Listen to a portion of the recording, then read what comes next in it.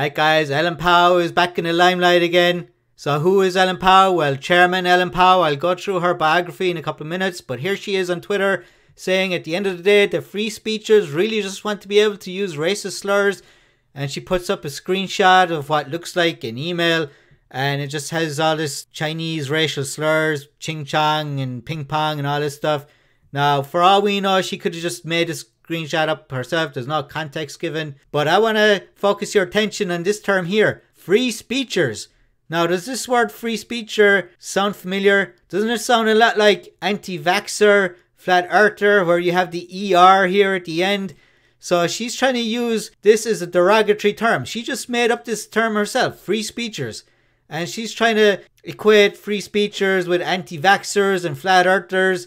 And she's using this language to try and influence people. She is anti-free speech, especially when it comes to people she disagrees with. Now, she's on Twitter and she's using this free speech platform to spread her anti-free speech agenda. It's ironic, but there you go. So let's do a quick rundown of who she is. She became known in 2012 for filing an unsuccessful gender discrimination suit against her employer, Kleiner Perkins. So when this went to court, Kleiner Perkins demonstrated successfully that they fired her because she was crappy at her job, not because she's a woman. And the court agreed with Kleiner Perkins and her case was dismissed. And a couple of years later, she became the interim CEO of Reddit. And this was highly controversial because she used her position as CEO to clamp down on free speech. She banned a whole bunch of Reddit communities. And it was so bad that a year later, she had to step down. There was a massive backlash by the users and she was forced out. Now, I want to point out this sentence here. Her parents were immigrants from Taiwan.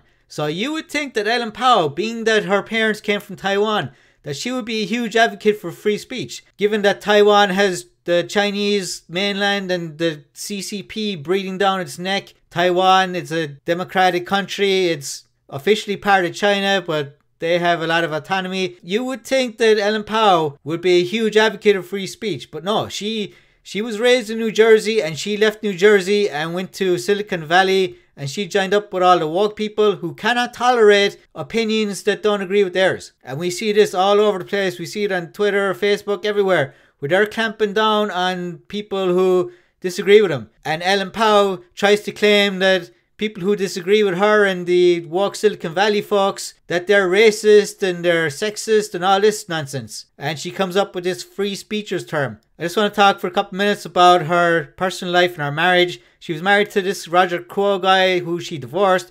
And then she married Buddy Fletcher. And things didn't work out too well between these two because Buddy Fletcher is quite a character. And we'll see how he was this high-flying hedge fund guy and this really rich guy who set up these hedge fund companies and so on. But he worked at this company called Kidder, Peabody and Company. And Fletcher, who was African American, sued this company for racial discrimination.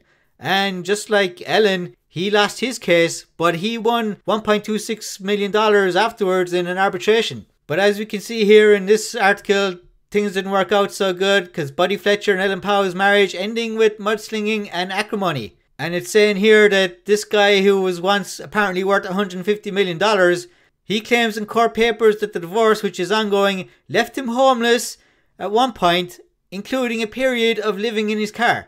And here they have a timeline of their relationship and marriage. And I just want to point your attention to this one here. Buddy sues the Dakota where he owned 4 apartments. And he sued again because of racial discrimination. And again, he lost that case. So this guy has sued twice for racial discrimination and he lost twice. And we have Ellen suing Kleiner Perkins in 2012. Just a year after Buddy sues the Dakota. So these two people, they were well matched. They wanted to sue and just make quick money, falsely claiming they're being discriminated against. And also in 2012, one of Buddy Fletcher's asset management funds files for bankruptcy. And the bankruptcy trustee likens Buddy's business to a Ponzi scheme.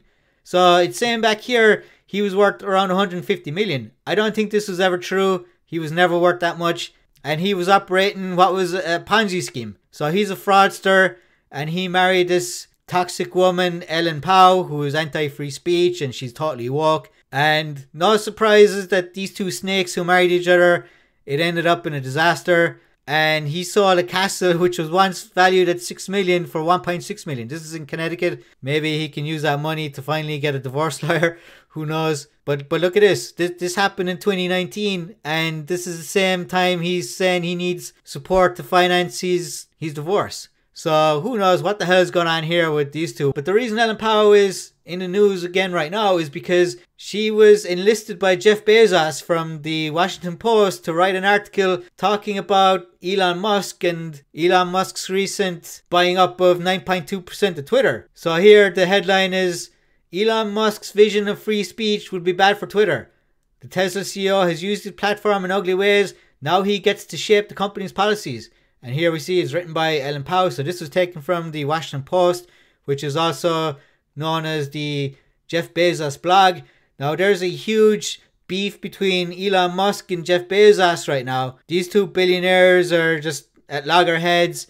So anything Elon Musk does, Jeff Bezos is gonna have a problem with. So Jeff Bezos, through the Washington Post, hired of all these people, Ellen Pao, to write a hit piece on Elon Musk. Unbelievable. I don't understand how these woke people keep going for this woman who is absolutely toxic and is bad news for everybody. She sued Kleiner Perkins, she lost, she almost destroyed Reddit, and now she's shilling for Jeff Bezos and the Washington Post. What is it about this woman that they keep running to spread all this garbage? So there we go, guys. That's a quick look at Chairman Pao, Ellen Pao, and how she's just anti-free speech. She is woke. She is an enemy of free speech, and honestly, she should know better given that her parents are from Taiwan. But there you go, guys. This is the woke agenda. These are the woke people trying to destroy your free speech and make the whole world more like China. And it's absolutely crazy. Alright, guys. Be sure to give this video a thumbs up. Give your opinions in the comment section. Let us know what you think about free speech. Be sure to subscribe. And I'll see you guys later.